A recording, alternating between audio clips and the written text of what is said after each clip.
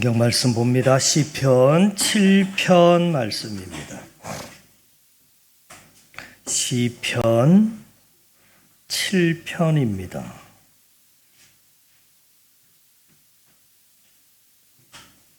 (1절부터) 17절 끝절까지 1절부터 천천히 우리 같이 읽어 나갔습니다. 여호와 내 하나님이여, 내가 주께 피하오니 나를 쫓아오는 모든 자들에게서 나를 구원하여 내소서. 건져낼 자가 없으면 그들이 사자같이 나를 찢고 뜯을까 하나이다. 여호와 내 하나님이여, 내가 이런 일을 행하였거나 내 손에 죄악이 있거나 화친한 자를 악으로 갚았거나 내 대적에게서 까닭없이 빼앗았거든 원수가 나의 영혼을 잡아 내 생명을 땅에 짓밟게 하고 내 영광을 먼지 속에 살게 하소서. 여호와여, 진노로 일어나사 내 대적들의 노를 막으시며 나를 위하여 깨소서. 주께서 심판을 명하셨나이다. 민족들이 모음이 주를 두르게 하시고 그 위 높은 자리에 돌아오소서. 여호와께서 만민에게 심판을 행하시오니 여호와의 나의 의와 나의 성실함을 따라 나를 심판하소서. 악인의 악을 끊고 의인을 세우소서. 의로우신 하나님이 사람의 마음과 양심을 감찰하시나이다. 나의 방패는 마음이 정직한 자를 구원하시는 하나님께 있도다. 하나님은 의로우사 재판장이시며 매일 분노하시는 하나님이시로다. 사람이 회개하지 아니하면 그가 그의 칼을 대신하 그의 활을 이미 당기어 죽일 도구를 또한 예비하시며 그가 만든 화살은 보라살 들이로다. 악인이 죄악을 남으며 죄악을 거짓을 낳았도다. 그가 웅덩이를 파 만듦이며 내 정든 마음에 빠졌도다. 그의 재앙은 자기 머리로 돌아가고 그의 포악은 자기 정수리에 내리리로다. 내가 여호와께서 그의 의를 따라 감사하며 지존하신 여호와의 이름을 찬양하리로다. 아멘.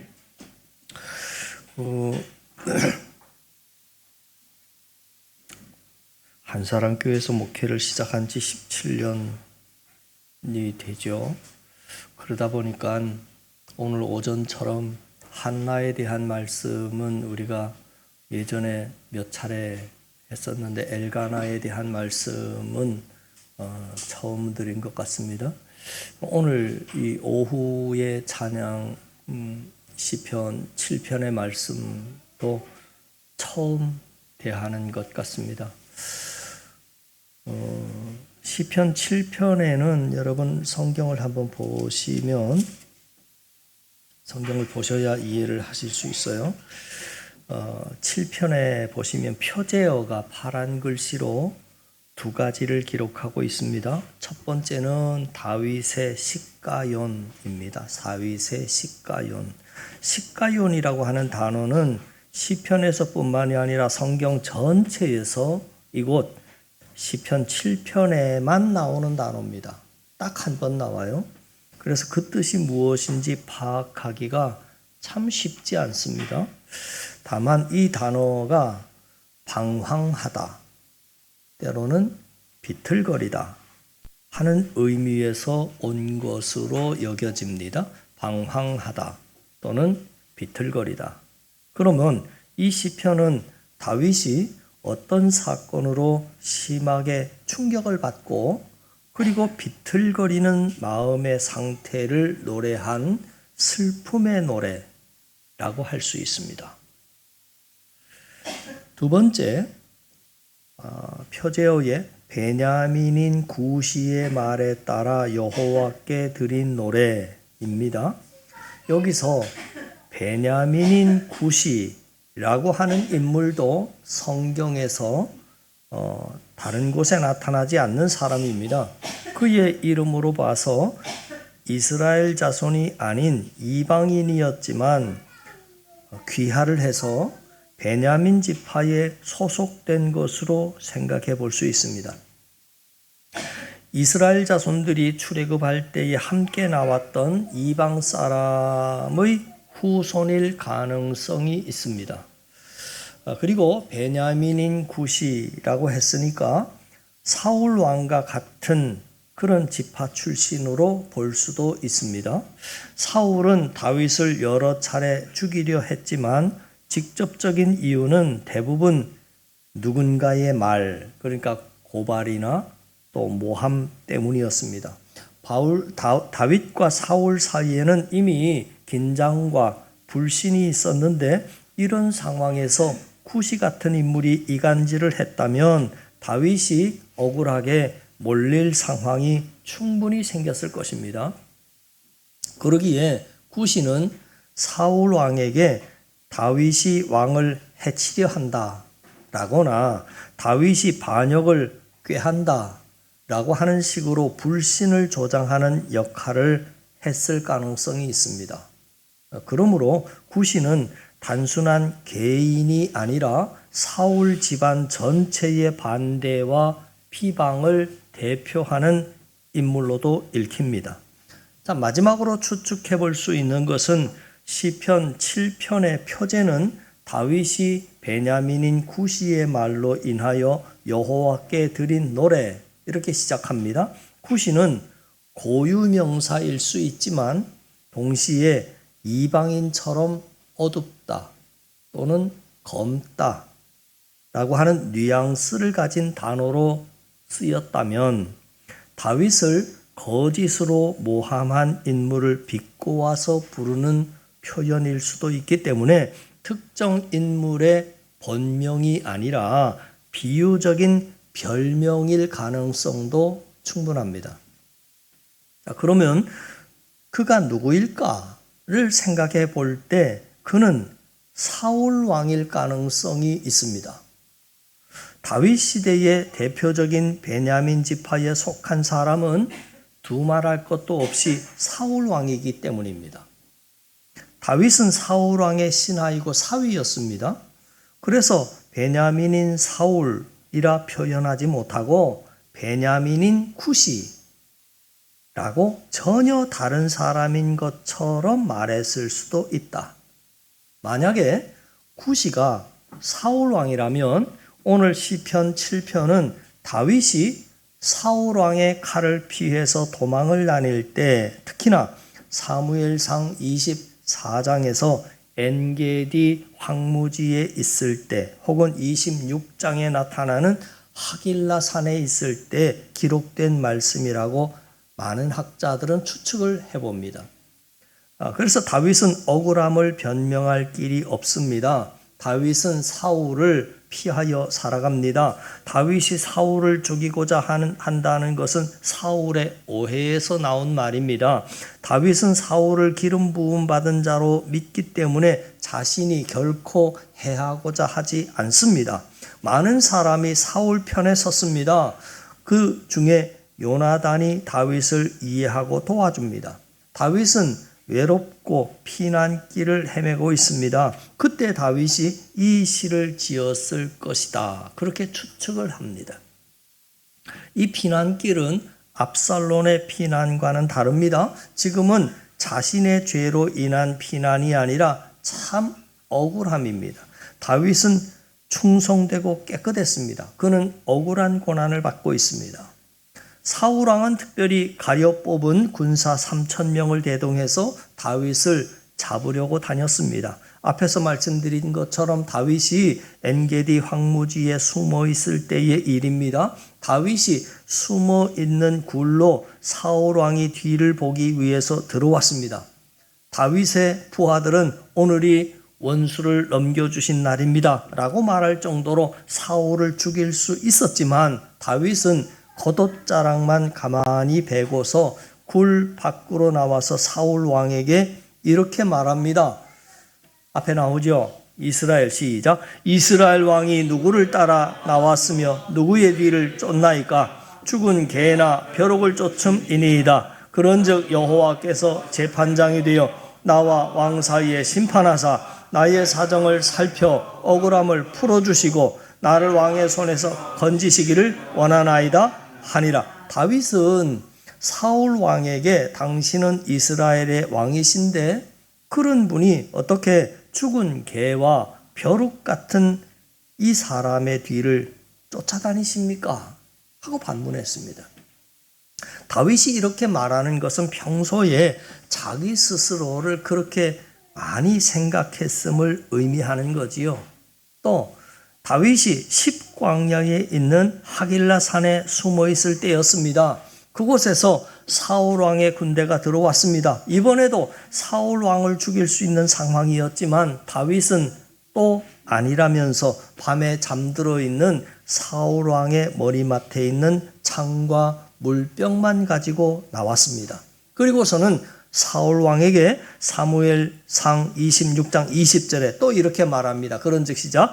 그런즉 청하건대 여호와 앞에서 먼 이곳에서 이제 나의 피가 땅에 흐르지 말게 하옵소서. 이는 산에서 메추라기를 사냥하는 자와 같이 이스라엘 왕이 한 벼룩을 수색하러 나오셨음이니이다. 이처럼 다윗은 사울 왕에게 잘못한 것이 없음에도 쫓겨다니는 삶을 살았습니다. 즉 오늘 본문의 시편 7편은 이런 상황 속에서 기록된 말씀입니다. 자, 배경이 그렇다 하는 말씀을 드렸고요. 자, 본문부터 보시죠. 1, 2절을 보십시오. 많은 사람이 다윗을 쫓고 있습니다. 양이 사자에게 쫓긴다고 생각해 보십시오. 다른 피할 길이 없습니다. 사자에게 잡히면 찢기고 뜯기울 것입니다. 그는 사울에게 죽을 수밖에 없습니다. 특히나 나를 찢고에서 이 나를의 문자적인 의미는 내 목숨을, 내 영혼을, 그 말이지요. 다윗은 죽음의 위협을 느꼈을 겁니다. 그때 다윗은 내가 죽게 피하오니 라고 고백합니다. 왜냐하면 다윗에게는 하나님 외에는 피할 곳이 없었기 때문입니다.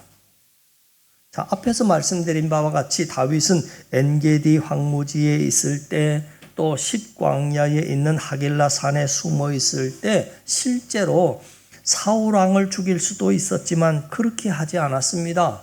단지 다윗은 사울 왕의 옷자락만을 베고 내 손이 왕을 해하지 아니하리이다 라고 말합니다. 그리고 사울 왕의 창과 물병만을 갖고 나와서는 사울 왕의 신하에게 왕의 창과 왕의 머리맡에 있던 물병이 어디 있나 보라 하고 말을 합니다. 다윗은 사울을 죽이지 않고 그의 곁에 있던 상징적인 두 물건만을 가지고 나왔습니다. 그것이 뭐냐면 창이 상징하는 바는 왕의 권세, 즉 왕의 권위, 군사적인 힘을 상징함입니다.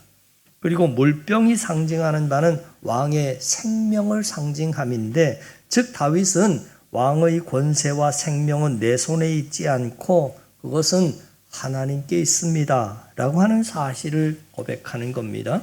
그리고는 악인에 대해서 노를 막아달라 하는 기도가 그 다음 7장 6절에 여호와여 진노로 일어나사 내 대적들의 도를 막으시며 나를 위하여 깨소서. 주께서 심판을 명하셨나이다. 하나님의 진노하심으로 대적들의 노를 막아달라고 합니다. 왜냐하면 하나님만이 내가 상대할 수 없는 저 대적들을 상대하실 수 있는 유일한 분이시기 때문입니다. 만약에 다윗이 지금까지 자신의 삶을 하나님 앞에서 살지 않았다면 이러한 기도는 드리지 못했을 겁니다. 우리가 용서가 잘 안 되는 까닭이 있습니다. 그 인생이 도무지 이해도 안 되고 용서가 안 되는 까닭은 내가 여전히 내 안에 계신 성령님께 나의 왕좌를 내어드리지 못했기 때문입니다. 그러므로 만일 누군가가 용서되지 않는다면 내가 아직 내 안에 계신 성령님과 하나 되어 살지 못하고 이기적인 자아로 살고 있구나, 그렇게 생각하면 될 것입니다. 8절 보십시오. 이 구절은 다윗이 억울한 고소와 비방 가운데서도 하나님께서 의로우신 재판장이심을 믿고 자신의 진실함에 따라 올바른 판단을 내려달라고 간구하는 장면입니다.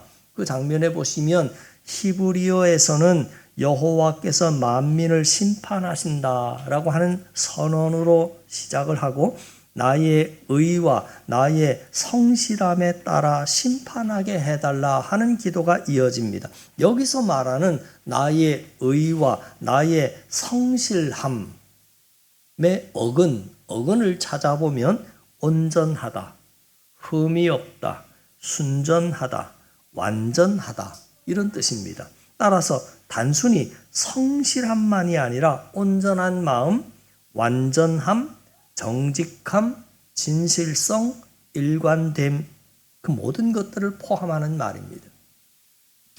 욥기서 1장 1절에 우리가 아는 바와 같이 욥은 온전하고 정직하여 라고 할 때 온전한 이 단어도 같은 어근을 쓰고 있습니다. 즉 다윗은 자기 자신이 도덕적으로 완벽하다라고 하는 뜻이 아니라 하나님 앞에서 숨김이 없고 진실하게 행하려는 마음을 말하는 겁니다. 따라서 다윗은 베냐민인 구시의 비방으로 억울한 누명을 당했을 때 사람들의 평가가 아니라 하나님의 공의로우신 심판을 의지합니다. 내가 완전해서가 아니라 내가 하나님 앞에서 거짓 없이 진실하게 살아왔음을 하나님 아신다 하는 호소입니다. 자, 정리하면 다윗이 말하는 성실함은 흠없는 도덕적인 완벽성이 아니라 하나님 앞에서 진실하고 숨김없는 마음, 온전한 태도를 가리키는 말입니다. 다윗은 자신의 의와 성실함을 따라서 판단해 주십시오 하고 기도했습니다. 우리가 어떤 나무인가를 판단할 때 무엇으로 그 나무를 판단하느냐면 그 열매를 보고 판단합니다. 마찬가지로 우리가 마음의 중심을 무엇을 보고 판단합니까? 그의 행위를 보고 알 수 있습니다. 악을 쫓는 자는 악을 행하고 선을 쫓는 자는 선을 행합니다. 그래서 오늘 시편 말씀은 이렇게 마무리되고 있죠. 17절에 내가 여호와께 그의 의를 따라 감사하며 지존하신 여호와의 이름을 찬송하리로다. 다윗은 찬양으로 끝을 맺고 있습니다. 즉 여러분 다윗은 지금 자신의 삶 속에 마주하고 있는 방황함과 비틀거림의 고통이 있지만 그것이 끝이 아니라고 하는 사실을 알고 있습니다. 다윗은 지금 하나님께서 자신의 삶을 돌아보시고 그 고통은 끝이 있을 것이고 다시 회복시켜서 세워주셔서 새롭게 해주실 것을 믿고 있습니다. 자, 믿는데 지금 어떤 상황에서 믿고 있느냐면 현실의 상황은 여전히 불안한 마음, 현실의 상황은 여전히 쫓기는 상황입니다. 그리고 그때까지 참고 버티고 인내하고 주님을 향한 찬양을 멈추지 않을 것을 고백하고 있습니다. 우리가 이러한 사실을 깨닫게 될 때 우리 또한 사도 바울과 같은 고백을 할 수 있게 될 것입니다. 내가 확신하노니 사망이나 생명이나 천사들이나 권세자들이나 현재일이나 장래일이나 높음이나 능력이나 높음이나 깊음이나 다른 아무 피조물이라도 우리를 우리 주 예수 그리스도 안에 있는 하나님의 사랑에서 끊을 수 없으리라. 오늘 다윗은 비록 현실은 분노와 억울함으로 기도가 시작됐지만 결국에는 감사와 찬양으로 마무리될 것을 믿고 있습니다. 그러면 오늘 이 시대를 살아가는 우리 또한 지금 우리의 삶이 아무리 어렵고 힘들어도 그것이 끝이 아니라고 하는 사실을 알 때 우리는 더욱 용기를 낼 수 있는 겁니다. 오늘 다윗이 방황하며 비틀거릴 수밖에 없는 상황 속에서 어떠한 자세를 가졌느냐면 충분히 유추해 볼 수 있는 장면이 지금 본문이 사무엘상이잖아요. 이 사무엘상인데 사무엘하 16장에 가면 이런 장면이 나옵니다. 아들 압살롬의 반역으로 그가 쫓기고 있을 때 베냐민 지파 중에서 사울의 집 족속인 시므이가 그를 막 저주를 합니다. 그때 아비새가 그를 죽이려고 할 때 다윗이 뭐라고 말을 하느냐면 여러분 잘 아시는 바와 같이 그가 저주하는 것은 여호와께서 그에게 다윗을 저주하라 하심이니 네가 어찌 그리하였느냐 할 자가 누구겠느냐 라고 오히려 아비새를 설득을 합니다. 그리고 그 다음 다윗은 곧바로 여호와께서 나의 원통함을 감찰하시리니 오늘 그 저주 때문에 여호와께서 선으로 내게 갚으시리라. 그렇게 고백합니다. 이러한 자세는 하나님의 도우심을 머리로만 알고 머리로만 믿는 믿음이 아니라 실제로 삶으로, 행동으로, 인내로, 버팀으로 믿는 믿음이 있을 때만 나올 수 있는 고백입니다. 여러분, 신앙생활은 바로 그런 것이죠. 믿음의 집은 그렇게 짓는 것입니다. 주일날 예배를 드리는 것이 신앙생활이라 착각하시면 안 됩니다. 헌금을 하고 찬양을 부르고 하는 것이 물론 예배의 중요한 요소이기는 하지만 의식적인 예배도 중요하지만 우리의 삶의 예배가 중요한 이유가 바로 거기 있는 거죠. 사랑하는 찬양대 회원 여러분과 성도 여러분, 이러한 고백이 나올 때까지 여러분 우리의 삶 속에서 포기하지 말고 절망하지 말고 버텨봤으면 좋겠습니다. 격한 가슴을 잠시 뒤로 하고 신실하게 응답하실 주님을 잠잠히 바라보실 수 있기를 바랍니다. 이번 주에 응답이 없으면 다음 주를 바라보고 다음 주에도 응답이 없으면 한 달을 바라보는 인내로 살아가는 우리 한사랑의 사람들 다 되실 수 있기를 주님의 이름으로 간절히 축원합니다. 기도드립니다. 하나님 아버지, 다윗은 엔게디 황무지에 있을 때나 하길라 산에 있을 때나 지금 자신의 삶 속에 마주하고 있는 방황과 비틀거림이 끝이 아니라고 하는 사실을 알고 하나님만이 구원자이시고 이 고통의 끝을 책임지실 분이심을 믿고 있었습니다. 그러기에 그는 예배의 자리, 기도의 자리를 포기할 수 없었고 다시 회복하셔서 세워주시며 새롭게 해주실 것을 그날까지 참고 버티고 인내하며 주님을 향한 찬양을 멈추지 않을 수 있었습니다. 그리스도의 사랑이 우리를 먼저 끊고 버리고 포기하지 않으실 것을 믿기에 우리 또한 그 믿음을 알기에 포기하지 말고 절망하지 말고 버텨나가는 우리 한사랑의 사람들이 다 되게 하여 주시옵소서.